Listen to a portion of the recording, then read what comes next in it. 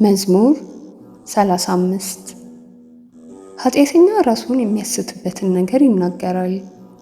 የእግዚአብሔርን ፍርሃት በዓይኖቹ ፊት የለም፣ በአንደበቱ ሸንግሏልና። ኃጢአቱ ባገኘችው ጊዜ ይጠላታል። የአፉ ቃል ዓመፅና ሽንገላ ነው። በጎ ሥራን ይሠራ ዘንድ ማስተዋልን አልወደደም። በመኝታው ዓመፅን አሰበ። በሁሉ ነገር መልካም ባልሆነች መንገድ ቆሟል። ክፋትንም አይሰለቻትም። አቤቱ ምሕረትህ በሰማይ ነው፣ እውነትህም እስከ ደመናት ትደርሳለች። ጽድቅህም እንደ እግዚአብሔር ተራሮች ናት፣ ፍርድህም እጅግ ጥልቅ ናት። አቤቱ ሰውንና እንስሳን ታድናለህ።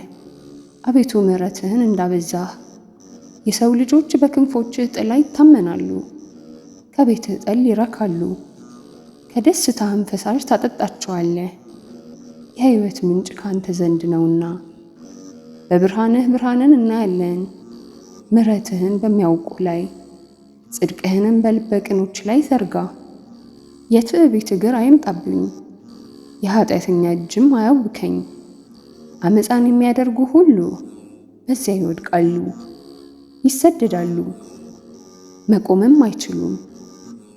ምስጋና ይሁን አንድ አምላክ ለሆነው ለአብ ለወልድ ለመንፈስ ቅዱስ አሜን።